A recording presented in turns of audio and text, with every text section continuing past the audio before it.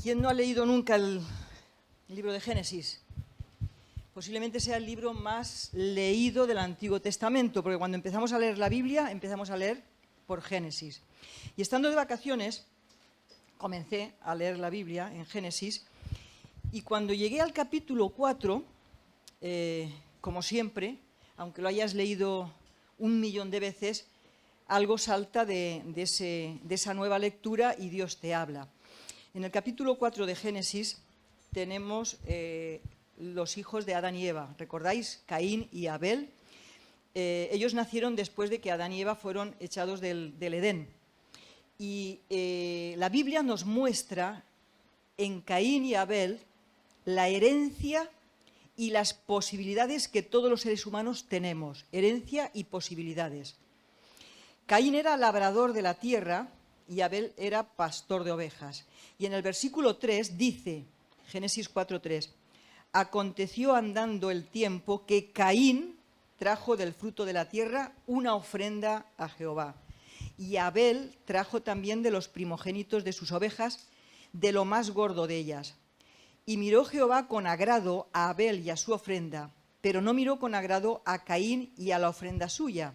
Y se ensañó, se enfadó mucho, Caín, dice en gran manera, y decayó su semblante. Entonces Jehová dijo a Caín, ¿por qué te has enfadado tanto? ¿Y por qué ha decaído tu semblante? Si bien hicieres, no serás enaltecido, y si no hicieres bien, el pecado está a la puerta. Con todo, esto dice a ti, será su deseo, y tú te enseñorearás de él. Dijo Caín a su hermano Abel, salgamos al campo. Y aconteció que estando ellos en el campo, Caín se levantó contra su hermano Abel y lo mató. Una historia muy conocida incluso por no creyentes, Caín y Abel.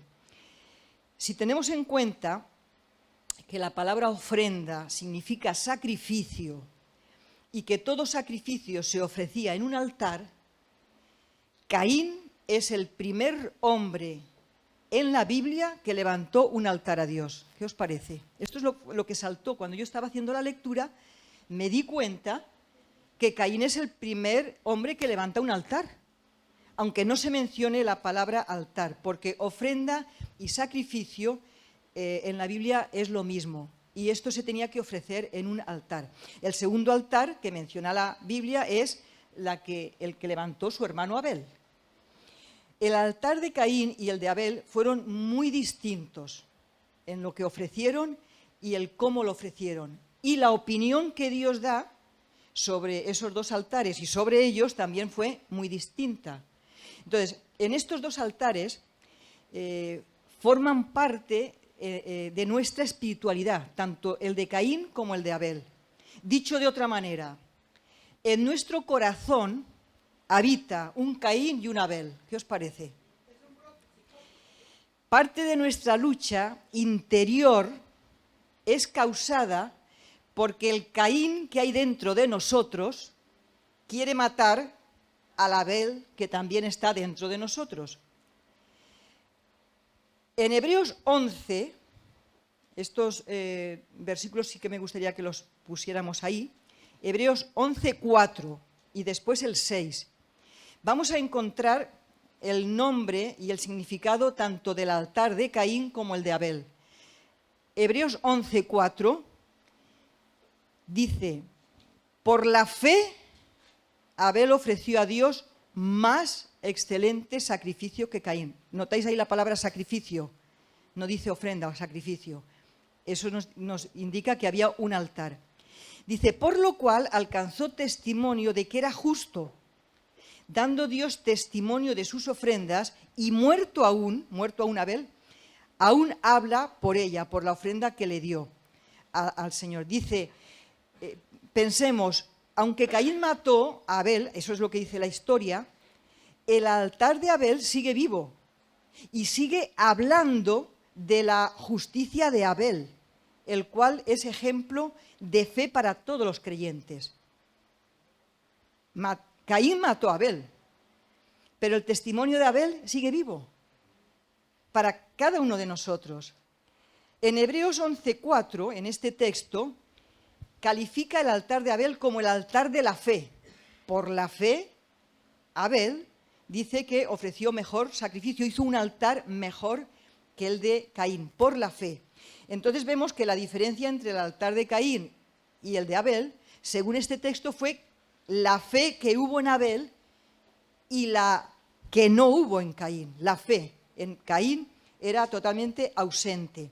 Por la fe ofreció a Dios más excelente sacrificio. Existe la fe humana, que muchos lo llaman ser positivo. Tú podrás oír a muchas personas que no son creyentes, pero aún así usan la palabra fe. No, yo tengo mucha fe. Yo tengo mucha fe y yo voy a salir. Y hay una fe humana que Dios ha puesto en cada uno de nosotros. Pero Hebreos 11 está hablando de la fe de Dios. La fe de Dios, que es la que tenía Abel. La fe humana la tenemos todo. La confianza, repito, el ser positivo, el ver un problema y decir, no, yo voy a por él. Todo eso forma parte de lo que Dios ha puesto porque Él nos ha creado. Yo siempre digo, recordemos que Dios nos ha creado a todos, no solamente a los creyentes.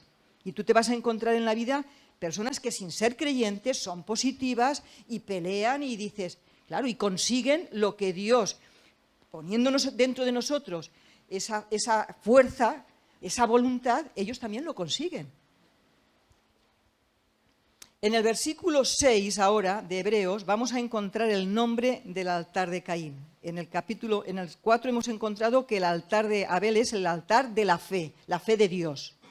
Y ahora el versículo 6, quiero que lo dejéis ahí, dice, pero sin fe es imposible agradar a Dios, porque es necesario que el que se acerca a Dios crea que le hay y que es galardonador de los que le buscan. Hay 3 frases en ese texto, hay 3 frases. La primera dice, sin fe es imposible agradar a Dios. Si recordáis, cuando en Génesis 4, 4 y 5 habla de lo que Dios opinó sobre estos altares, se usa la misma palabra. Dice, miró Jehová con agrado a Abel y a su ofrenda. ¿Por qué? Porque la hizo con fe, porque la fe dice, sin fe es imposible agradar a Dios. Por lo tanto, para agradar a Dios hay que tener fe.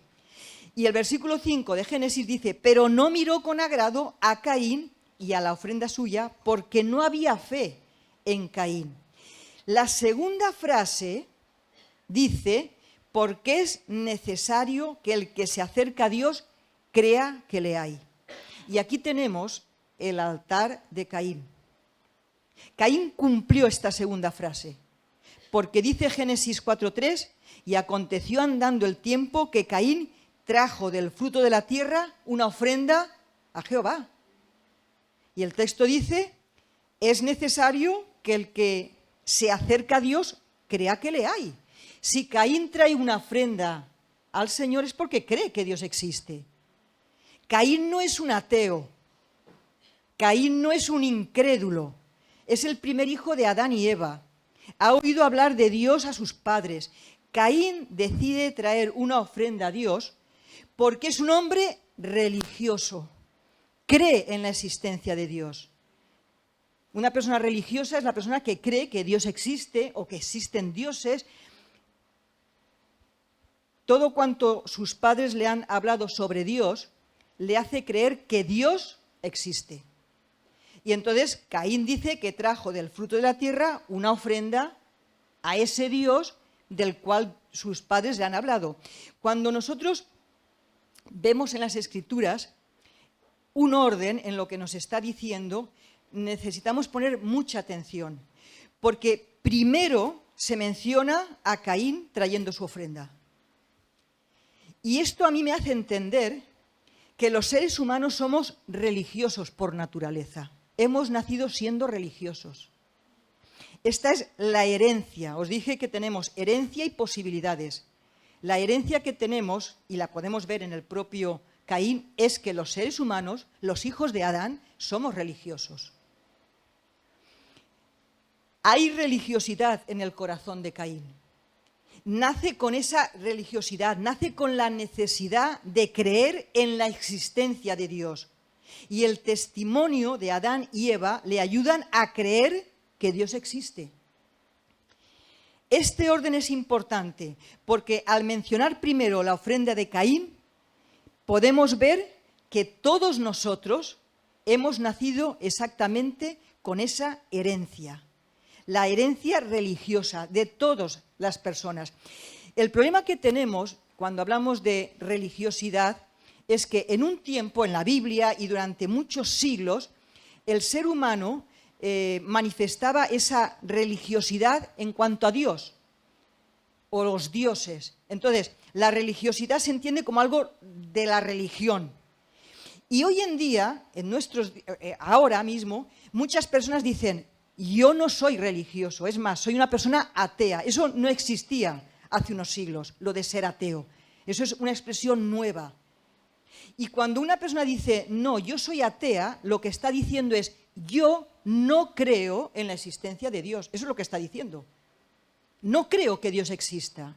Eso significa ser ateo. Pero, aunque no crea en Dios, esa persona sigue siendo religiosa y mostrará su religiosidad de otra manera. No tendrá que ver con Dios, no tendrá que ver con la existencia de Dios, pero puede mostrarse religioso de otra manera. Es más, un ateo escoge otras formas de poder expresar su religiosidad. El deporte es una religión. Mira, observa expresiones que hay en el deporte y a veces te van a mencionar el campo de fútbol, por ejemplo, como el templo. ¿Sí o no?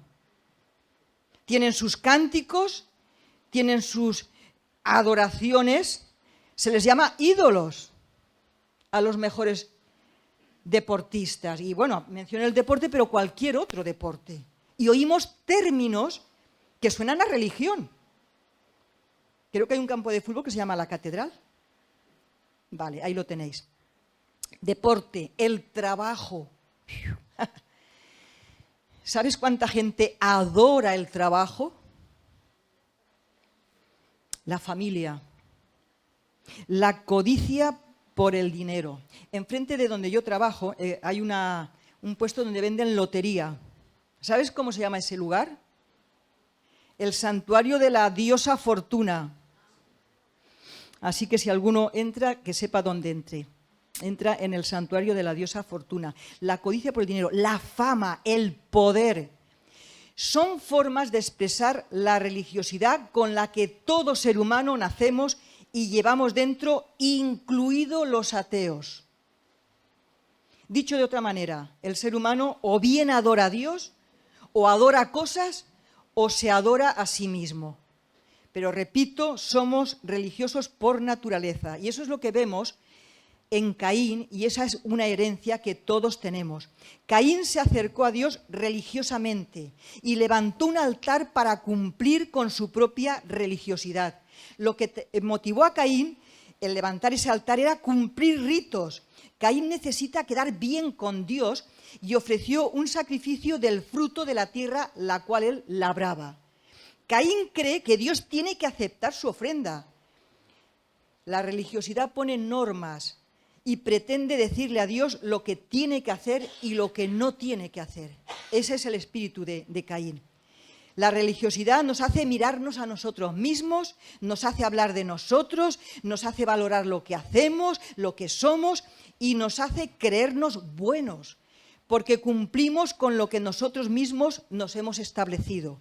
Si nos hemos establecido venir todos los domingos al culto religiosamente, pues nos vamos a sentir muy bien después de venir al culto e ir a casa, ¿sí?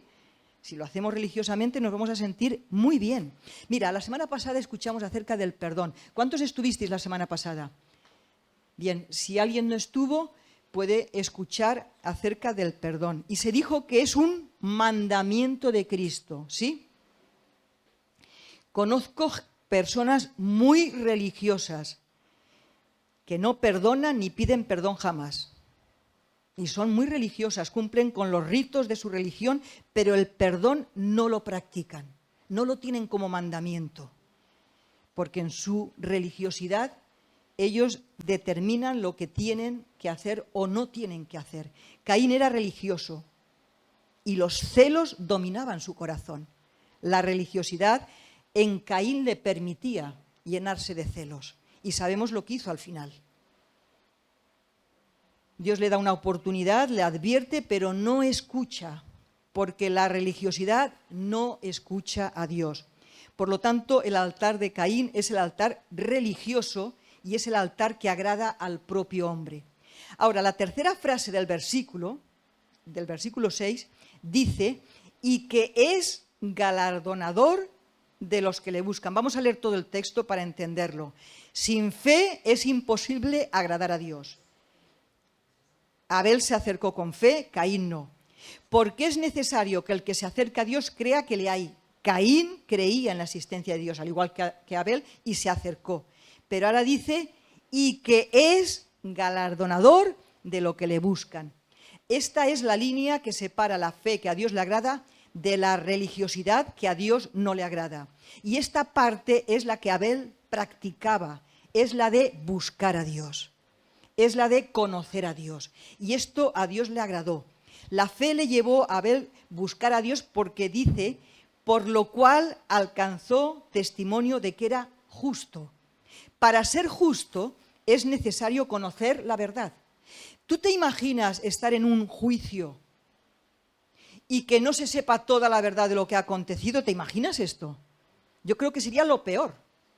Estamos ante un juez, se ponen todas las pruebas delante, pero tú sabes que faltan pruebas, que falta verdad sobre lo que se va a juzgar. ¿Alguien quiere ser juzgado de esta manera? No. Porque la verdad y la justicia van juntas. Justicia sin verdad no es justicia. Y la Biblia habla de que la verdad produce justicia. Y hay textos donde tú vas a leer acerca de la verdad y rápidamente te hablan de la justicia. La fe le hizo querer saber la verdad de Dios a Abel y al conocer la verdad de Dios le hizo actuar en justicia. Esta es la vida de Abel. Por eso se dice que se le conoce como un hombre justo, porque conocía la verdad de Dios. La fe eleva nuestros ojos a Dios, nos hace estar pendientes de Dios para conocerle y para poder agradarle. La fe de Abel, que agrada a Dios, se menciona en segundo lugar porque esa fe no nace con nosotros, así como la religiosidad. La fe es una experiencia, la fe de Dios, que conocemos o que experimentamos cuando nosotros nos acercamos a Cristo. ¿Recordáis la gente cuando Jesús estaba en la tierra? Él hacía milagros, predicaba. La gente se acercaba y al oír a Jesús y al ver los milagros que hacía, en ellos se despertaba fe para creerle y para pedirle: Jesús, hijo de David, ten misericordia de mí. O sea, se producía fe cuando escuchaban a Jesús predicar, cuando veían los milagros. Por lo tanto, y como dice la Biblia, la fe de Dios viene cuando nosotros escuchamos la palabra de Dios. En Abel vemos la oportunidad que tenemos de experimentar la fe de Dios. En Caín vemos la herencia religiosa que todos tenemos y en Abel la oportunidad de acercarnos a Dios y poder experimentar esa fe. A mí me gustaría resumir en esta mañana que el pensamiento que quiero dejar es: busquemos a Dios para saber lo que a Él le agrada y dárselo, porque esto es lo que hizo Abel. Él buscó a Dios, quiso conocer a Dios y cuando supo la verdad de Dios dijo: pues te doy lo que tú quieres, lo que a ti te agrada, lo que tú buscas. Muchas veces los creyentes pensamos que las buenas intenciones y el hacer las cosas de corazón es suficiente. ¿Alguna vez lo hemos pensado? No, pero yo lo hice con todo mi corazón. Yo lo hice con buenas intenciones, pero el resultado no fue lo que pensábamos, ¿verdad? Os voy a poner un ejemplo para que entendamos que al buen corazón y a las buenas intenciones falta un ingrediente todavía para que podamos hacer lo correcto. Es un ejemplo un poco exagerado y que quizás a lo mejor tú te puedas sentir identificado, pero lo vamos a entender claramente. Voy a hablar de los Álvarez. Es una familia gallega, creyente, hospitalarios. Es buena gente los Álvarez. Ellos siempre invitan a su casa pues a gente de la iglesia y sobre todo cuando va alguien, ya ellos son los primeros en invitarlos, ¿sí? Como buenos gallegos, los Álvarez lo que saben hacer riquísimo es el cocido gallego. Y toma nota, si quieres hacer un buen cocido gallego, por lo menos que sepas los ingredientes. Esto es para bastante gente.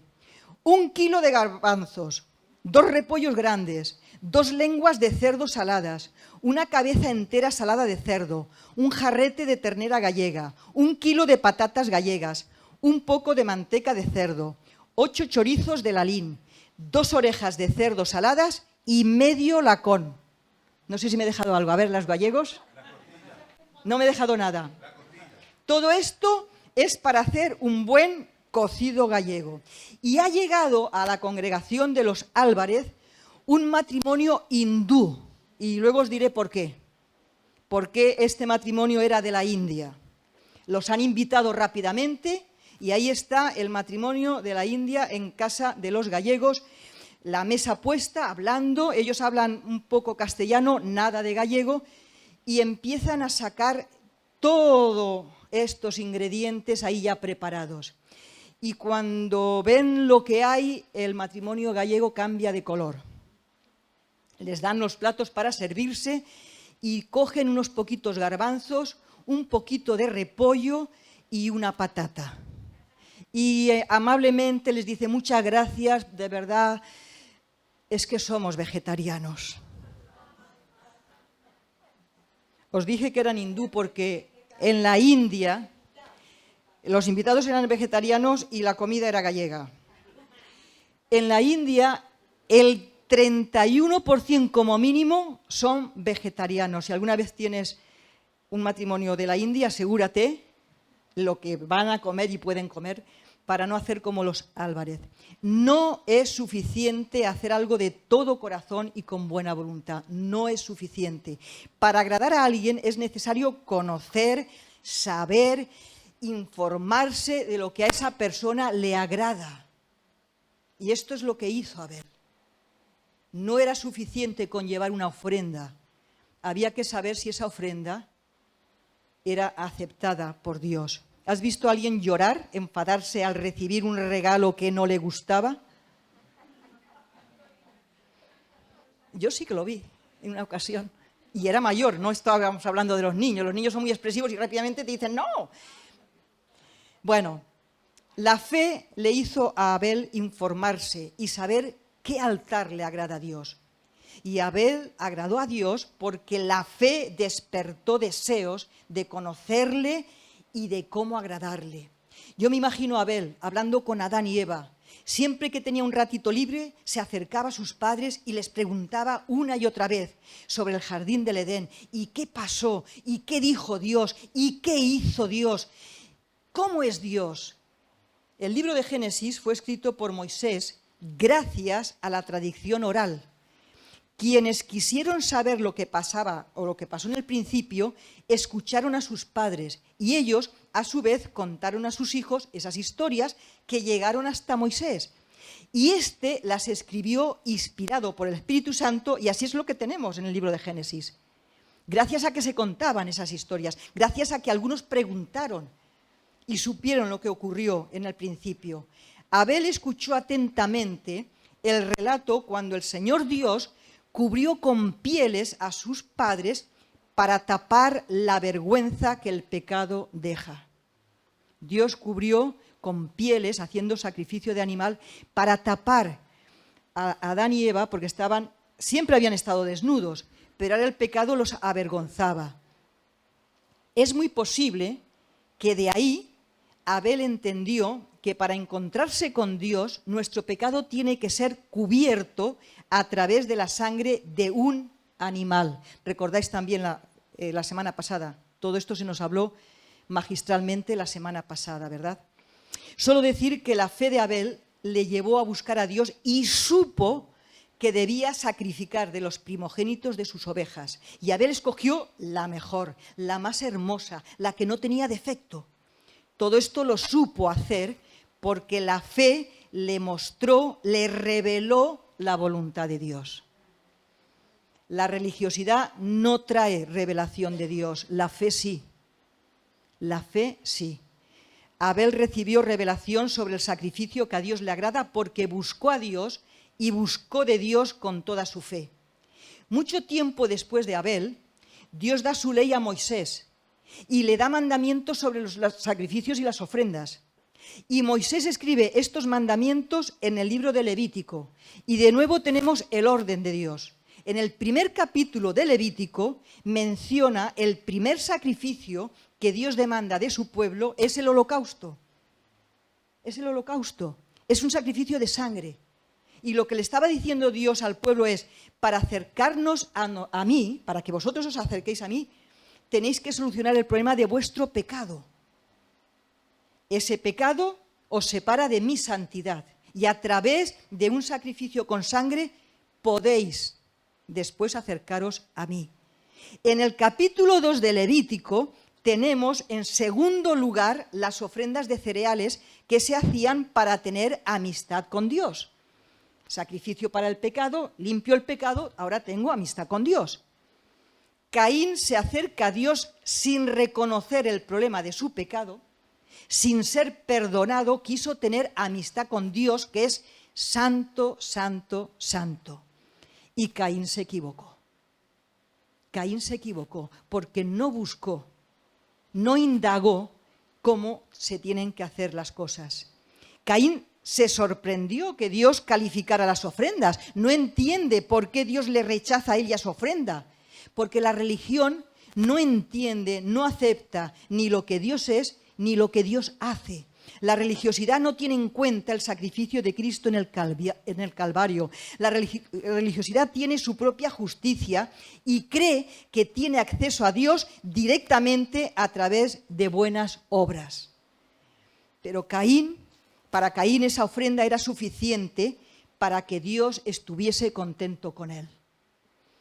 Abel se presentó con su ofrenda ante Dios como pecador que busca el perdón de Dios. La verdadera fe, la que agrada a Dios, nos lleva al Calvario y nos deja allí postrados, porque postrados al pie de la cruz podemos vencer el pecado que nos separa de Dios. La fe verdadera nos recuerda cada día que estamos siendo probados, que necesitamos ser evaluados, y esa misma fe nos lleva a querer corregir lo que Dios no aprueba en nosotros. Cada día cuando nos levantemos digamos, Señor, yo sé que en este día mi fe va a ser probada. No sé en qué momento. Quizás bajamos de la cama y ahí ya está la prueba. El hijo, la hija, el marido, no sé, el gato, el perro, cualquier cosa puede pasar de buena mañana para que nuestra fe sea probada. Quizás de camino al trabajo, en el propio trabajo, o a la noche, cuando creemos que ya el día pasado ya ha sido todo maravilloso, ahí nuestra fe es probada. Así es como tenemos que vivir, sabiendo que en todo momento nuestra fe es probada. Al igual que Abel, debemos informarnos cómo agradar a Dios, ¿sí? ¿Qué es lo que él hizo? Pero mira, Dios ya nos ha dado esa información. Ya nos la ha dado. Si tú estabas pensando, bueno, voy a tener que leer toda la Biblia y buscar qué es lo que a Dios le agrada para dárselo, Dios ya nos ha dado esa información. En Mateo 3:16 dice, y Jesús, después que fue bautizado, subió luego del agua, y aquí los cielos le fueron abiertos, y vio al Espíritu de Dios que descendía como paloma y venía sobre él. Y hubo una voz de los cielos que decía, este es mi Hijo amado en quien tengo complacencia. Esa voz del Padre está diciendo, Cristo me agrada, Cristo me complace. Lo dice al principio del ministerio de Cristo, es decir, que Cristo, cuando comenzó su ministerio, recibió la aprobación de Dios el Padre de que estaba haciéndolo todo bien. Ahora, en Mateo 17:5 se vuelve otra vez a repetir esta voz. Y aquí ya ha pasado, posiblemente estamos a mitad del ministerio de Jesús. Cuando él toma a sus discípulos, los tres más cercanos, se sube al monte de la transfiguración. ¿Recordáis la escena? Vale. Dice Mateo 17:5, es Pedro el que se le ocurre decir algo, vamos a hacer aquí unas cabañas para... Y entonces dice, mientras Pedro aún hablaba, una nube de luz los cubrió. Y he aquí una voz desde la nube que decía, este es mi Hijo amado, en quien tengo complacencia. Dice, a él oíd. Aquí ha añadido algo ya. Si queremos alguna respuesta de Dios, Dios dice, a él oíd. Cristo es la respuesta de Dios a todas nuestras preguntas. Cuando tú quieras saber algo, ves a Cristo. Porque Cristo, a través de su vida, de sus enseñanzas, de lo que hizo y de lo que no hizo, tiene la respuesta a la pregunta que tú y yo hacemos. En ocasiones, ciertas preguntas que yo le he hecho a Dios sobre el sufrimiento, Cristo me responde recordándome las marcas que tiene en sus pies, en sus manos, en su costado y en su frente. Y cuando Cristo me dice, mira mis marcas, todas mis preguntas sobre el sufrimiento están respondidas. Y estoy hablando del tema más difícil y más complicado con el que tú y yo nos podemos encontrar en la vida. ¿Por qué si Dios permite, y hablamos del sufrimiento humano, pero piensa sus manos, sus pies, su costado y su frente, las marcas que le ha dejado el sufrimiento por causa del pecado humano? Abel logró agradar a Dios a través de la información que sus padres le dieron. Dios directamente nos ha dado esa información al decirnos que Jesús es quien le agrada. Cuanto más conocemos a Cristo, cuanto más le imitamos, más estaremos agradando a Dios. Quiero terminar con el ejemplo del apóstol Pablo. Él nos ha dejado de todo lo que estamos hablando acerca del altar de Caín y de Abel, él nos ha dejado el ejemplo, a mi modo de ver, más expresivo, más completo. Para mí este relato de todo lo que Pablo experimentó, sinceramente, si tuviera que escoger uno solo, yo me quedaría con este. Y mira que Pablo nos ha dejado, ¿verdad? Filipenses capítulo 3, voy a leer desde el 1 para entender. En el capítulo 2, Pablo dice acerca de esta humillación de Cristo, el capítulo 2 es único, pero al final está hablando de unos hermanos que iban a ver a los filipenses, él no pudo ir porque está enfermo, y como tú sabes que no hay capítulos, en las cartas no habían capítulos, entonces él está ahí hablando cosas así muy personales, y entonces dice, por lo demás, hermanos, gozaos en el Señor. O sea, corta ese tipo de lo que está escribiendo. A mí no me es molesto el escribiros las mismas cosas, y para vosotros es seguro. Y ahora les advierte cosas fuertes: guardaos de los que son como perros, guardaos de los malos obreros, guardaos de los mutiladores del cuerpo. ¿Recordáis? Bautizados en el cuerpo, ¿qué significa? Bautizados en la iglesia. Dice que hay mutiladores del cuerpo. Porque nosotros somos la circuncisión. La circuncisión está hablando del corazón, de los creyentes, los que en espíritu servimos a Dios y nos gloriamos en Cristo Jesús, no teniendo confianza en la carne. Y aquí ahora dice, aunque yo tengo también de qué confiar en la carne. Si alguno piensa que tiene de qué confiar en la carne, yo más. Y mira, Pablo va a hacer una lista de lo que su religión, cuando él no era creyente, no era apóstol, no había conocido a Cristo todavía, de lo que su religión valoraba mucho. Este es el Caín que Pablo llevaba dentro. Recuerda que todos nacemos con un Caín y que somos religiosos por naturaleza. Aquí está el Caín de Pablo. Versículo 5. Circuncidado al 8º día, del linaje de Israel, de la tribu de Benjamín, hebreo de hebreos, en cuanto a la ley, fariseo, en cuanto a celo religioso, perseguidor de la iglesia, y en cuanto a la justicia que es en la ley, irreprensible. 7 puntos. ¿Sabes que el número 7 significa completo? Bueno, pues Pablo estaba completo en su religiosidad. Todo cuanto menciona Pablo en estos 2 versículos de sí mismo son su religiosidad que le producía orgullo espiritual. Pablo, antes de conocer a Cristo, está convencido 100% que lo que cree y hace está bien ante Dios. Él está convencido. Aún el celo religioso que le hizo llevar a cristianos a la muerte, él creía que lo hacía con la aprobación de Dios. La religión en Pablo, al igual que en Caín, está llena de violencia. Esto es un síntoma. Esto es un síntoma. Cuidado con la violencia, Cuidado con la agresividad. ¿Has notado que todo ser humano es violento y agresivo cuando defiende su verdad o defiende lo que cree? Y no estoy hablando solamente en términos religiosos. ¿Has visto cómo un aficionado del Madrid defiende al Madrid contra un aficionado del Barcelona? ¿Has visto un religioso del Madrid defendiendo lo suyo y un religioso del Barcelona? Hay violencia, ¿sí? Agresividad. Tú hablas con cualquiera y cualquier tema que puedas tocar, si la persona quiere defender su postura, hay cierta violencia y cierta agresividad. Eso ocurre en la religiosidad que todos llevamos dentro. Y Pablo, antes de ser creyente en Cristo, era así. Después de hacer esa lista de su religiosidad, dice Pablo, versículo 7, esto es lo que me gusta: pero cuantas cosas eran para mí ganancia, pero cuantas cosas mi religiosidad las tenía como ganancias, el currículum vitae de Pablo, ese con el que mira quién soy, mira lo que sé, mira lo que... Dice, las he estimado como pérdida por amor de Cristo.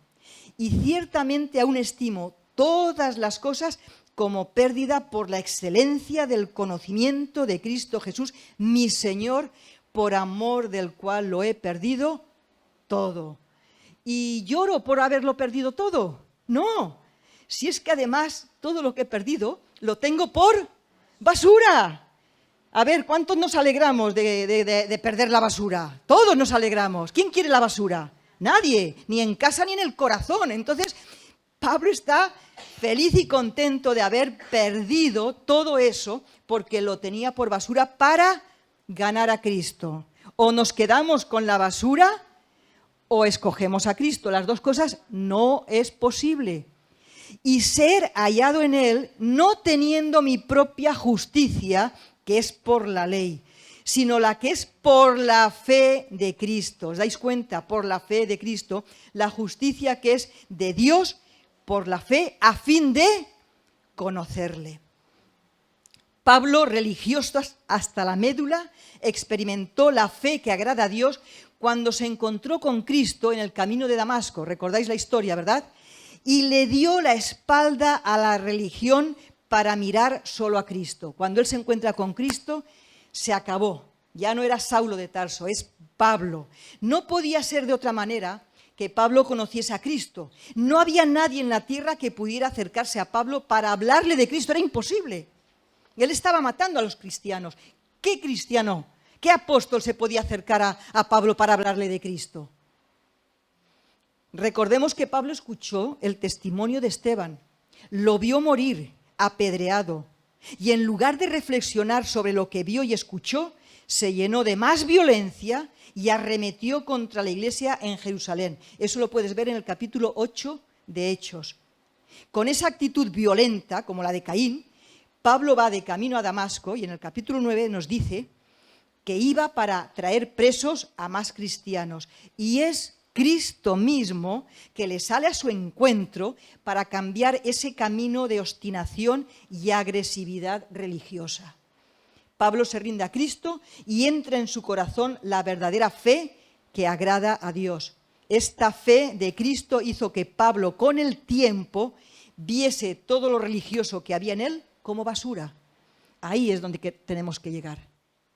Ahí es donde tenemos que llegar. Lo único de valor para Pablo es conocer más y más a Cristo e imitarle, porque sabe que esto es lo que agrada a Dios.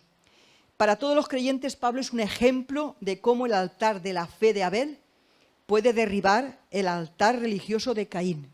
Si cada día imitamos a Cristo, agradando así a nuestro Padre Dios, si nosotros imitamos a Cristo, esto agrada a Dios. Y esta es la única forma en que la fe puede vencer la religiosidad que todos llevamos dentro. Sin fe es imposible agradar a Dios, porque es necesario que el que se acerca a Dios crea que le hay y que es galardonador de los que le buscan. Amén.